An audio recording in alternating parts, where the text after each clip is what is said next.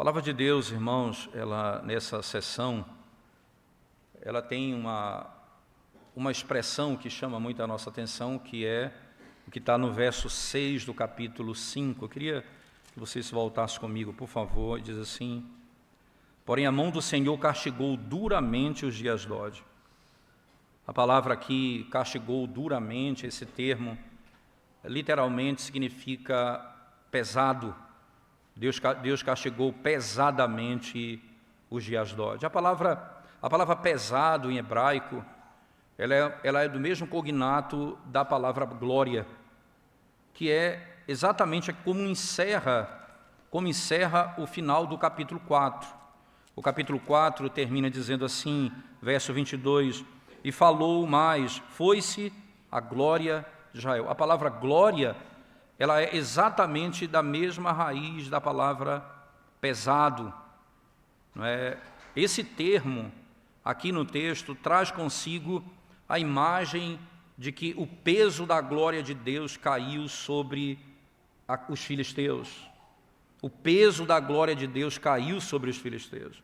Daí a própria declaração deles no verso 6, o Senhor castigou duramente, isto é, a mão do Senhor caiu sobre eles pesadamente, por causa daquilo que eles fizeram. A palavra aqui nos mostra que essa glória de Deus, irmãos, já havia sido demonstrada de maneira pesada a Israel no capítulo 4, quando o Senhor, que havia condenado os filhos de Eli, o Senhor os mata no capítulo 4. O Senhor os mata no capítulo 4. E lá usa-se até mesmo a expressão, diz que Eli era pesado. Em outras palavras, quando ele morre naquele contexto, ele usava tudo aquilo que era dado pelos filhos a ele, e ele usufruía daquilo. E o Senhor o derruba, o Senhor mata imediatamente. E ali você vai ver uma pergunta muito interessante correndo no texto. Onde está a glória de Deus? E agora, no capítulo 5, aquilo que parecia uma derrota, e veja que o texto tem uma beleza ímpar, eu diria, irmãos. Por que beleza? É pesado o texto, mas ele tem uma maneira muito gloriosa de se desvelar diante dos nossos olhos. Primeiro, preste bem atenção na maneira como começa os 2 primeiros versos. Os 2 primeiros versos descrevem ali de maneira muito clara a vitória de Dagom, a vitória dos filisteus sobre Israel e sobre o Deus de Israel. Então, não é o povo de Deus que perdeu, foi o Deus de Israel que foi derrotado. E eles tinham algum conhecimento de Deus,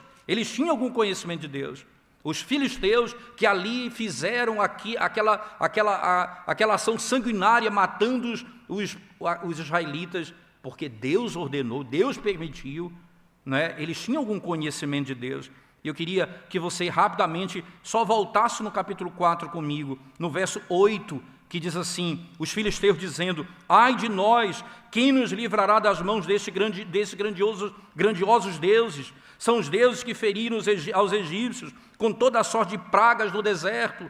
Veja, eles sabiam diante de quem eles estavam.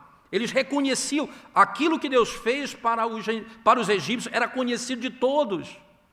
Você vai lembrar que Raabe, ela se rende ao Deus de Israel, porque ela disse, chegou aos nossos ouvidos o que Deus fez com o Egito, como ele matou os seus inimigos e a nossa alma desfaleceu. Era algo que se conhecia. Até os inimigos de Deus sabiam disso. Mas imaginaram que havia por um momento derrotado. E veja o verso 1 e 2 dizendo, os filisteus tomaram a arca de Deus e a levaram de Ebenezer a Asdod. Tomaram os filisteus a arca de Deus e a meteram na casa de Dagom, junto a este. Pegaram a arca do Senhor e meteram meteram no lugar onde estava Dagon, no lugar onde ele era adorado ali.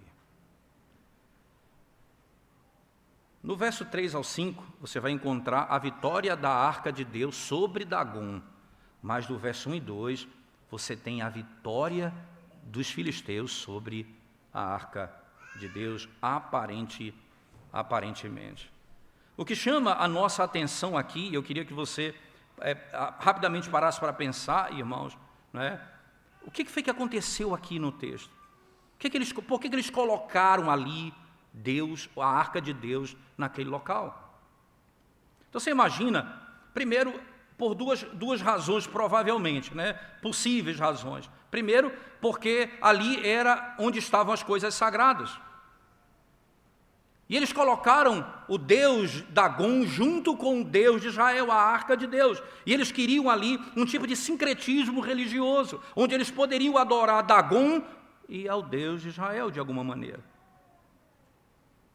Só que a lei de Deus é muito clara ao afirmar, irmãos, que não terás outros deuses diante de mim, você não vai colocar outro Deus na minha presença. E foi exatamente o que eles fizeram. Trouxeram a arca de Deus e colocaram essa arca junto a Dagon. Mas a segunda possibilidade, irmãos, eles colocaram ali talvez como um troféu de vitória. Alguns comentaristas vão nessa direção, para honrar a sua divindade. E eles intencionaram ali oferecer um grande sacrifício. Você vai lembrar que os filisteus fizeram isso com Sansão, quando eles prenderam Sansão. Você vai lembrar muito bem dos filisteus ali, em Juízes, no capítulo 16, verso 23 e 24. Eles pegaram ali Sansão e ofereceram um grande sacrifício aos deuses deles, a Dagon. E o que foi que eles fizeram? Quem era Sansão para eles? Um grande troféu. O campeão de Israel estava sendo preso, ia ser morto, e diante de um grande sacrifício ao seu Deus. Ou eles queriam adorar a Deus junto com outros deuses, ou eles queriam mostrar que Deus havia sido derrotado. Está aqui o troféu, diante de Dagon está a arca de Deus.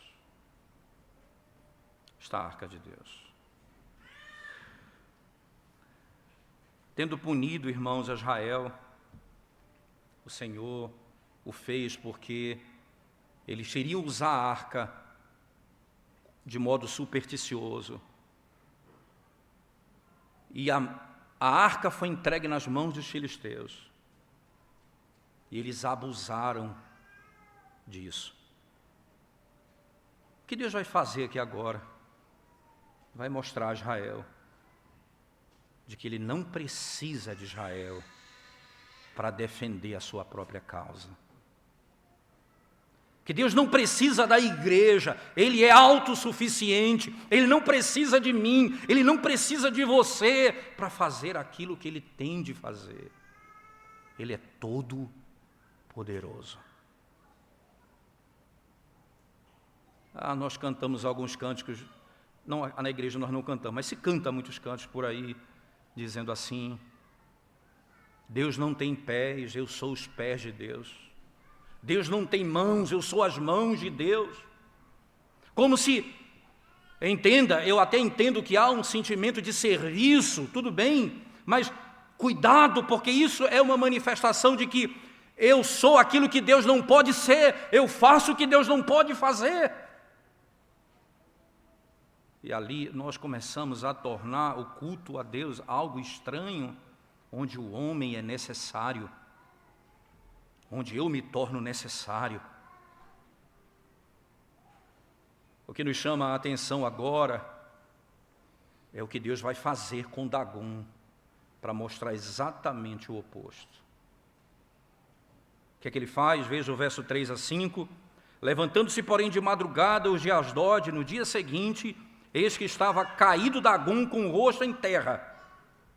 coisa interessante. Ele estava caído com o rosto em terra. Se eles pretendiam colocar a arca de Deus para ser subjugada por Dagom, a imagem que eles encontram pela manhã é Dagom com o rosto em terra. Com o rosto em terra. Você não precisa ser nenhum expert em narrativa para poder perceber o que já está acontecendo aqui no texto. Não precisa de muita informação. O que está dito aqui é claro no texto. Sabe o que ele está dizendo, irmãos? Nós vamos ter que levantar o nosso Deus com as nossas próprias mãos. Veja o que diz o texto. Diante da arca do Senhor, tomaram-no e tornaram a pô-lo no seu lugar. Que imagem dantesca! O Deus Todo-Poderoso, Dagom, é encontrado com o rosto no pó. E para que ele levante, os homens têm de levantá-lo e colocá-lo de volta no lugar onde ele deveria estar.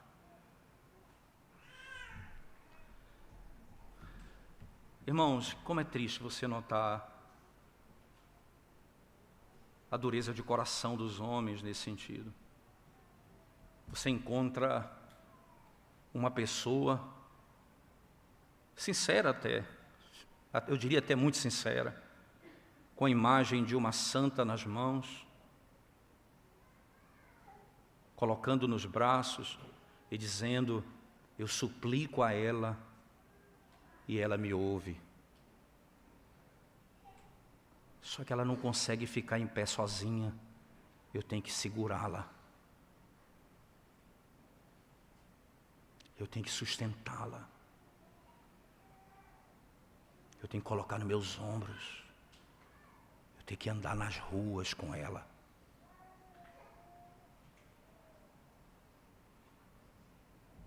E eu dependo dela. Eu espero nela.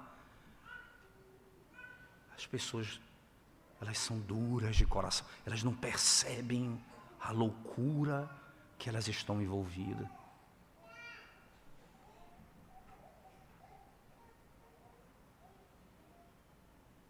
Mas não parou aí a humilhação de Dagom. No dia seguinte, verso 4, levantando-se de madrugada no dia seguinte, pela manhã, eis que Dagom jazia caído de bruços, diante da arca do Senhor. A cabeça de Dagom e as duas mãos estavam cortadas sobre o limiar, dele ficara apenas o tronco. Quem fez isso?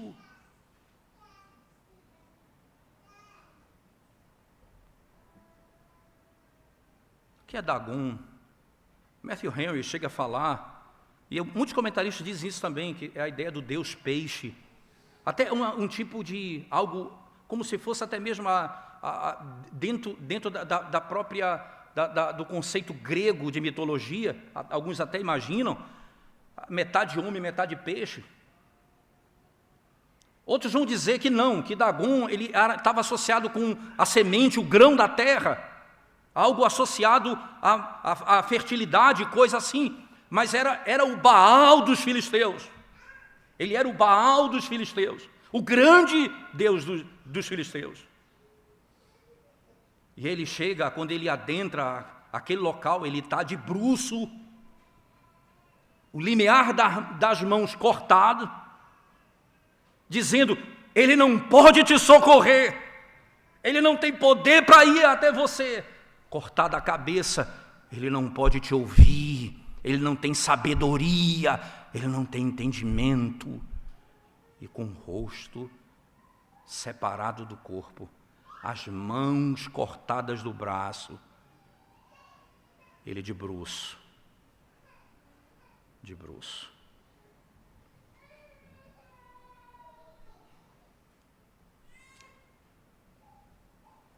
Você já parou para pensar, irmãos, aqui, como Deus mostra a Israel, que quando a glória dele pesa sobre Israel, ele os pune, mas os purifica. Mas quando a glória dele cai sobre os ímpios, ele os destrói, ele os mata.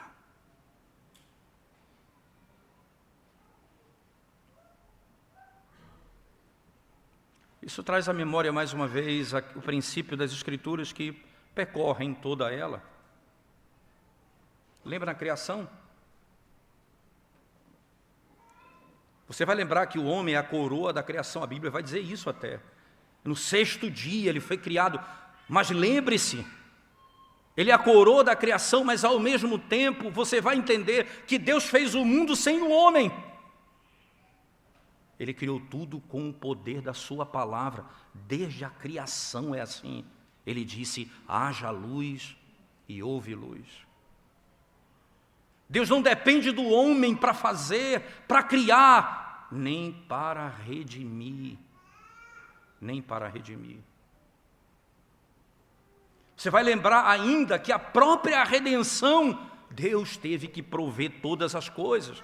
Nós lemos Isaías 58, mas no capítulo seguinte, no capítulo 59, você vai encontrar as seguintes palavras.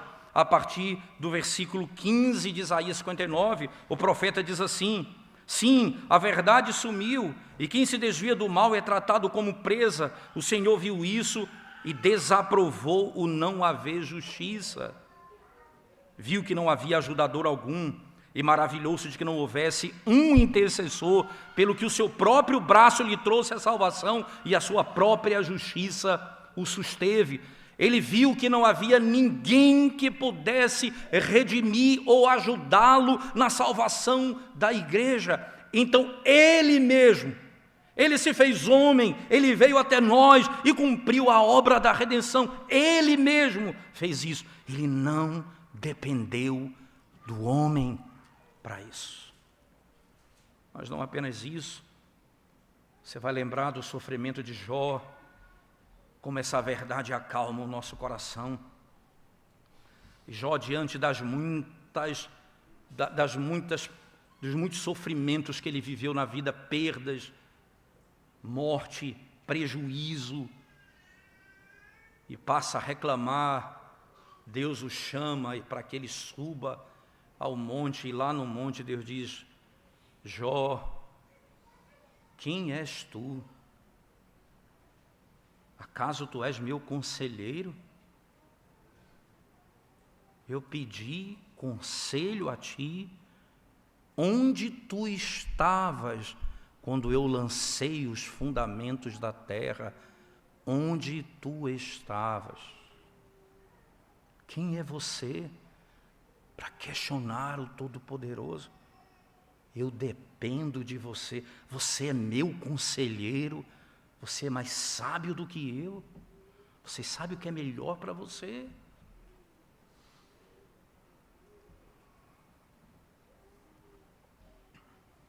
Há um achado arqueológico que descobriu, dentro da antiga Babilônia, entre um chamado, um relato mitológico do dilúvio. Era Gilgamesh, chamado Relato de Gilgamesh. O que esse relato narra, irmãos? Esse relato narra uma história muito parecida com o dilúvio que nós conhecemos em Gênesis. Porque o relato bíblico é o que está registrado, e as nações que viram e ouviram todas essas coisas, o que acontece? O que vai acontecer com os filhos de Noé que se apartam de Deus? Eles que se levam, que vão para diante de Deus, para longe de Deus, esses são aqueles que vão mudar a verdade em mentira. Eles vão contar a história agora, mas não mais com o Deus verdadeiro, mas com os ídolos desse mundo. E o que aconteceu com Gilgamesh? Aconteceu que um indivíduo ali, que era chamado no texto, veja, era descrito no texto como sendo um tipo de Noé. Quando ele termina o dilúvio, ele oferece um sacrifício, como aconteceu com Noé. Mas você sabe o que ele diz na sequência?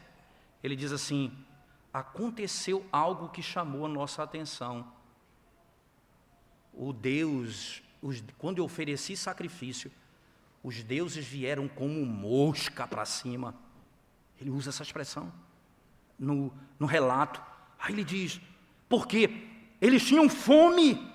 Eles disseram, durante esse tempo do dilúvio, ninguém nos deu de comer. A gente precisava de vocês. O sacrifício de vocês, quando não foi oferecido durante o dilúvio, nós estávamos a ponto de morrer, porque não tinha comida para nós. Os deuses como moscas.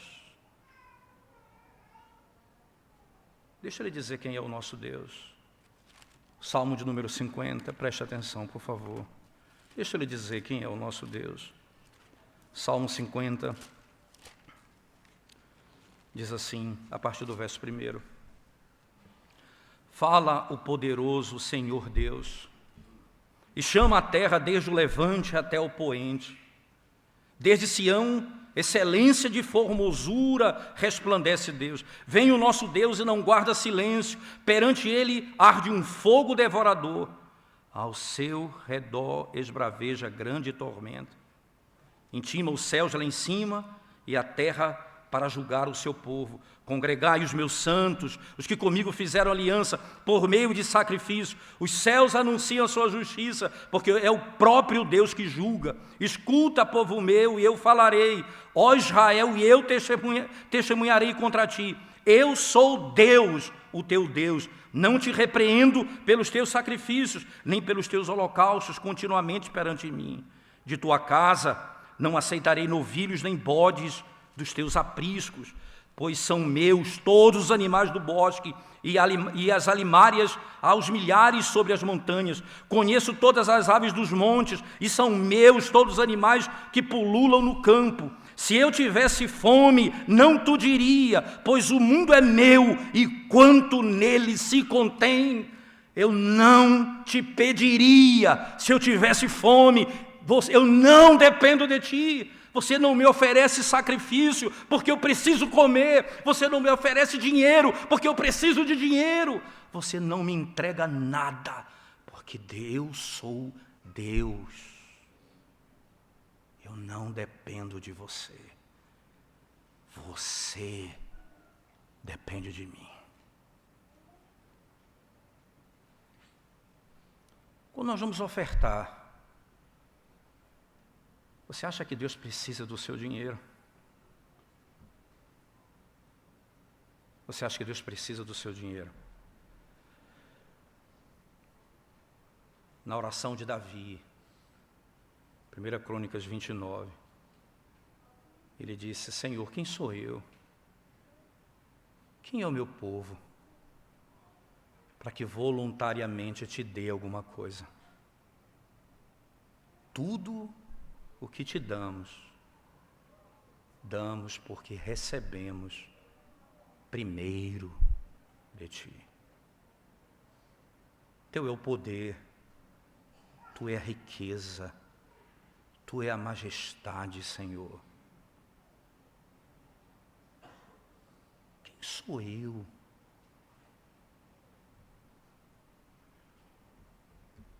Eu não dependo de você.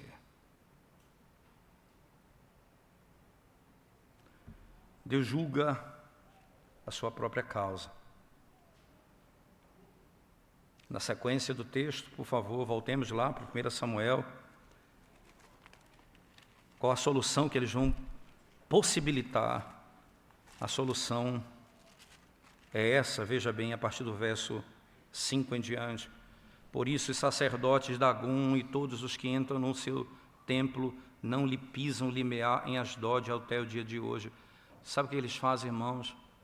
Não há conversão no coração. Eles veem o juízo de Deus e um coração endurecido, ele põe de volta o ídolo que foi derrubado. Ele estava de bruço, eles não entenderam, colocaram de pé. No outro dia, ele estava sem cabeça e sem as mãos. Como ele caiu no limiar daquele local, eles não pisam naquele local, eles vão criando superstições. Eles dependem dessas coisas. eles não se arrependem dos seus pecados. Idolatria gera idolatria, que gera idolatria, mas não gera arrependimento.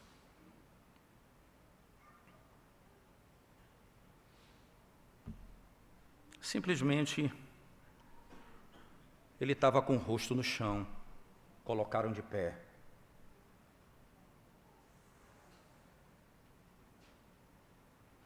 O que Deus tem feito com você? Destruindo os teus ídolos, colocando todos eles com o rosto no pó. O que é a tua felicidade? Onde está a tua segurança? Onde está a tua esperança?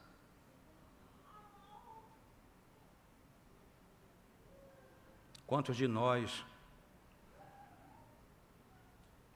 que colocamos a esperança nas coisas dessa vida, e o Senhor vem e coloca com o rosto no pó os nossos ídolos, ao invés de nos arrependermos e voltarmos para Ele arrependido, nós levantamos e colocamos Ele de pé de novo. Depois Deus vem e corta a cabeça dele e as mãos, e eu vou a esse local, eu vou criar um lugar de adoração. Eu crio maneiras de manter vivo o meu ídolo e não me aparto dele. O Senhor está dizendo apenas: eu sou todo-poderoso.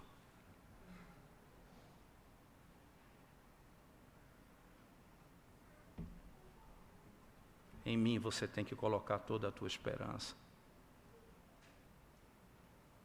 É em mim que você vai encontrar alegria para a sua alma. Em qualquer coisa nessa vida, que a tua esperança seja colocada. E você sendo um servo de Deus, Deus vai pôr por terra, para o teu próprio bem. Todos eles, Deus vai pôr por terra.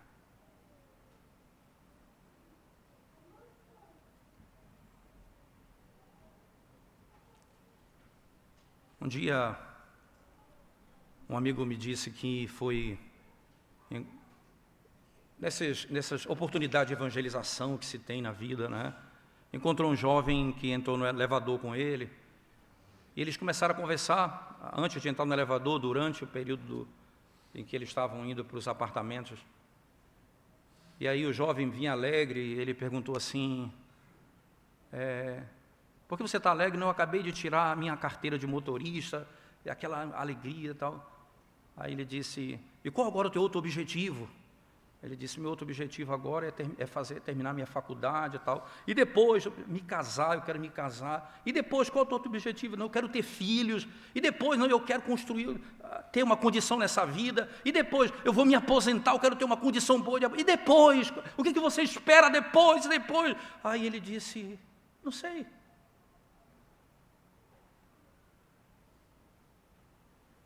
Amanhã tem um que mais para eu esperar? O que mais eu tenho para esperar? O que você aguarda para ser feliz amanhã? Que resultado você espera amanhã que vai te encher a alma de alegria? E quando passar, tu espera por quê depois? Nesses movimentos,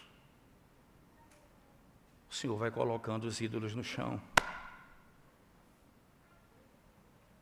E depois, Ele corta a cabeça, e os braços, e as mãos.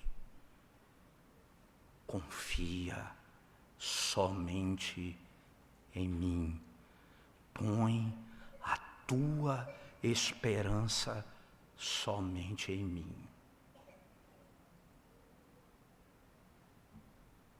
Somente em mim.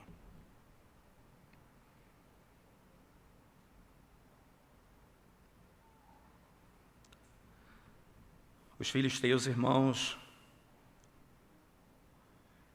tentaram cultuar a Deus também, talvez, com seus ídolos. E como isso é tão grave no meio da igreja, tantas vezes. Nós adoramos a Deus junto com Dagon. Nós adoramos a Deus junto com Mamon, com dinheiro. Igrejas cujo foco é apenas riqueza, vaidade e superstição. Esperança nessa terra. Eles fazem um lugar para Deus e um altar para o dinheiro.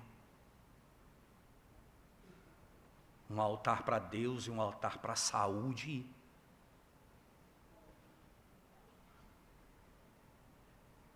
E quando se coloca as práticas de Dagon no meio da igreja,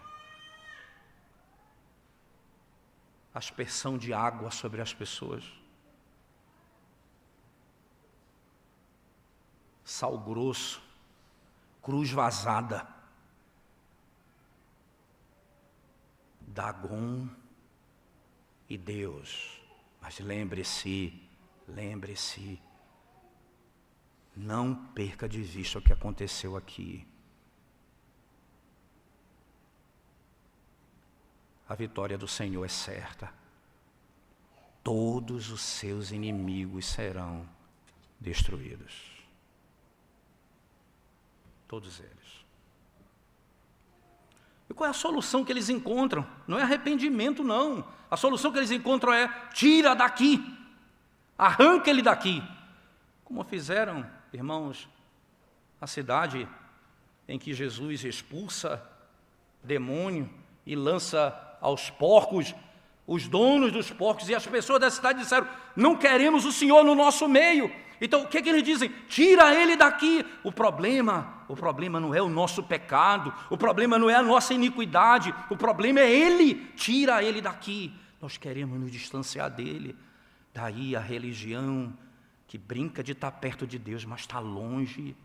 Eu quero estar longe dele, porque perto dele é perigoso. É perigoso. E aí vem o verso 6. Porém a mão do Senhor castigou duramente os de Asdode, e os assolou e os feriu de tumores, tanto em Asdode como no seu território. Vendo os homens de Asdode que assim era, disseram: não fique conosco a arca de Deus de Israel, pois a sua mão é dura sobre nós e sobre Dagon, nosso Deus. Eles reconheceram: ele destruiu o nosso Deus, mas mesmo assim nós não vamos nos submeter a ele. Tira ele daqui. Você lembra que eles disseram, o que eu citei no capítulo 4, no verso 8, quando ele disse: ai de nós, quem nos livrará das mãos desses grandiosos deuses? São os deuses que feriram os egípcios com toda a sorte de pragas no deserto. Lembra que uma das pragas eram tumores? Eram úlceras. E essas palavras aqui, a palavra tumor, como está escrito em hebraico, parece algo ainda mais vexatório, irmãos. Era como se fosse hemorroida, alguma coisa nesse sentido. Tanto é que era algo que era dentro da intimidade da pessoa. O Senhor os feriu de modo vergonhoso. Tumores em todo canto.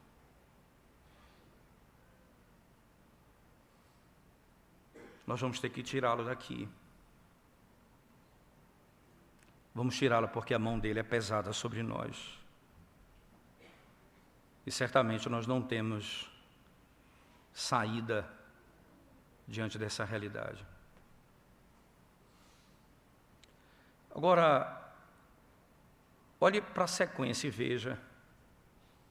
Isso não era o Deus, irmãos, era o Deus que os filisteus tinham conquistado. Eles tinham vencido esse Deus, aparentemente. A arca caiu nas mãos deles. Agora, eles caem nas mãos de Deus. A mão de Deus era pesada sobre eles. Ele os devastou. O Senhor feriu as pessoas de Asdod e as áreas que estavam ali com tumores. Isso trouxe terror, sofrimento e morte. Terror, sofrimento e morte. Você vai perceber que no verso 5 do capítulo 6, veja o resultado disso. Fazei umas imitações dos vossos tumores e dos vossos ratos que andam destruindo a terra. Você imagina, eram não só tumores, mas ratos.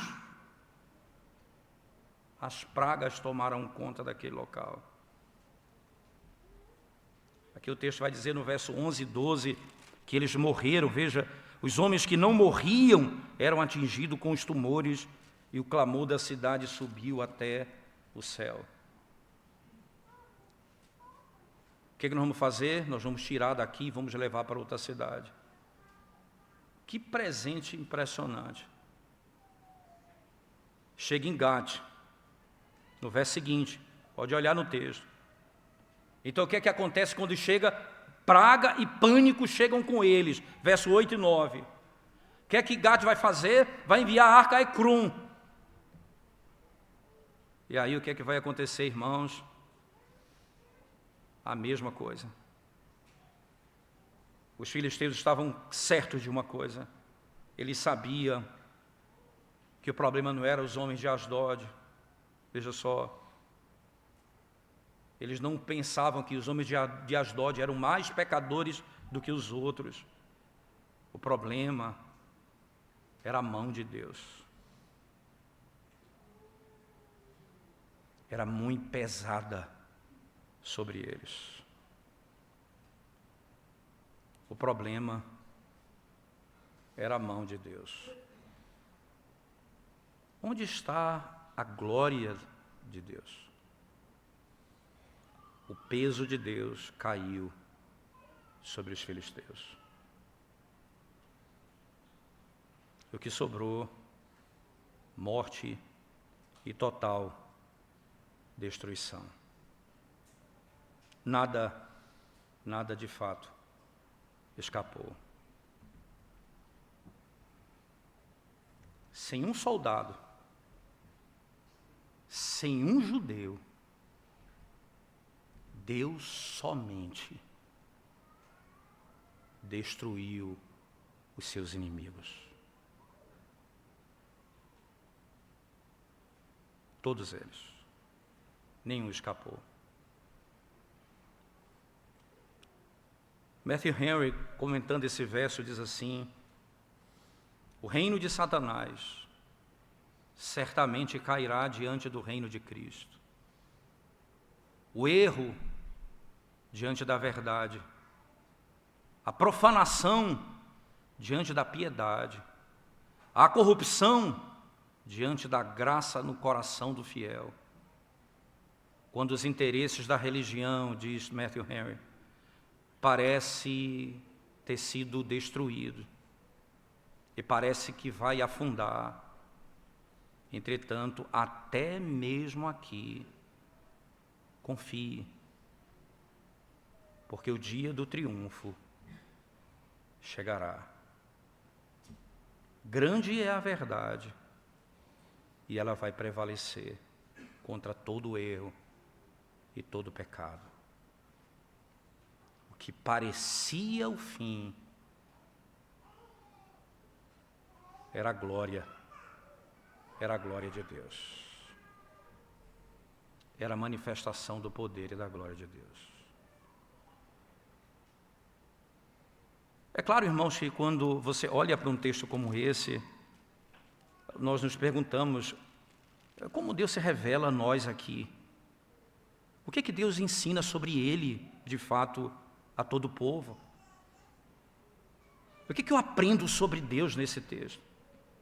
A primeira coisa que eu queria destacar diante dessa realidade de Deus é que você vai notar a diferença na natureza do ídolo e do Criador, que é o próprio Deus. Por exemplo, se você abrir sua Bíblia comigo, por favor, sem desmarcar o texto, no profeta Jeremias, capítulo 10. Jeremias, capítulo 10.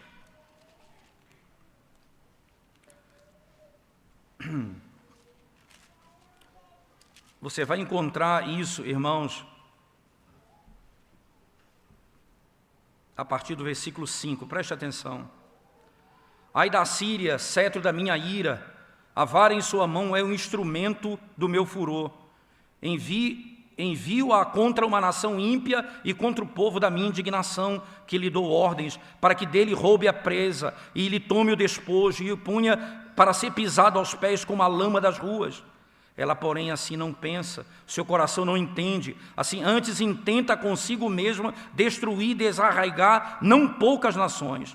Porque diz, não são meus príncipes todos eles reis, não é Calno como Carquemes, não é Ramate como Arpade, e Samaria como Damasco. O meu poder atingiu os reinos dos ídolos, ainda que as suas imagens de esculturas eram melhores do que a de Jerusalém, e os de Samaria, porventura não fiz a Samaria e aos seus ídolos, não faria igualmente a Jerusalém e aos seus ídolos? Perceba como que há um crescimento de uma vaidade, de uma soberba. Deus pegou os filisteus e usou para punir o seu povo, por causa do pecado do povo. E os filisteus se ensoberbeceram, acreditaram que eles eram todo-poderosos e se colocaram como Deus, não como servos. Por isso foram destruídos. Assim foi com a Babilônia. Se levantaram contra Deus, fizeram mais do que Deus requereu. E aí vem o verso seguinte, verso 12: por isso acontecerá que, havendo o Senhor acabado toda a sua obra no monte Sião e em Jerusalém, então castigará a arrogância do coração do rei da Síria, e aqui, desculpa, não a Babilônia, mas da Síria, e a desmedida altivez dos seus olhos. Porquanto o rei disse, com o poder da minha mão fiz isto, com a minha sabedoria, porque sou inteligente, removi os limites dos povos, roubei os seus tesouros, e como valente abati os que se assentavam em tronos. Meti a mão nas riquezas dos povos. Agora veja o verso 15. Porventura gloriar-se-á o machado contra o que corta com ele, ou presumirá a serra contra a que a maneja? Seria isso como se a vara brandisse os que se levantam, ou o bastão levantasse a quem não é pau? Pelo que o Senhor dos exércitos, enviará a tísica contra os seus homens, todos gordos, e debaixo da sua glória acenderá uma queima como a queima de fogo, porque a luz de Israel virá a ser como fogo, e o seu santo como labareda, que abrasa e consuma os espinheiros e os abrolhos da Síria num só dia. Também consumirá a glória da sua floresta e do seu campo, e veja, e do seu campo fértil, desde a manhã, desde a alma até o corpo, e será como um doente que se definha. Perceba, a mesma coisa, eles foram usados por Deus, e Deus mostra, vocês eram instrumentos para punir o povo de Israel, mas eles se elevaram acima, e Deus diz, agora eu vou enviar as pragas contra vocês. Vocês serão completamente destruídos. Quem é o Senhor aqui, irmãos? O Senhor dos exércitos. Ele é o Deus que destruirá todos os seus inimigos. Quem são esses homens? E quem é Deus? O Deus de Israel é o Deus Todo-Poderoso, Criador dos céus e da terra. Ele usa esses instrumentos para o seu fim, e Ele os punirá, porque só Ele é justo, o Deus vivo e verdadeiro. Eu estou lendo aqui Isaías, na verdade eu falei Jeremias, não foi? 10, eu estou lendo Isaías capítulo 10, irmãos. Foi um equívoco. Isaías no capítulo 10, ele destrói os seus inimigos.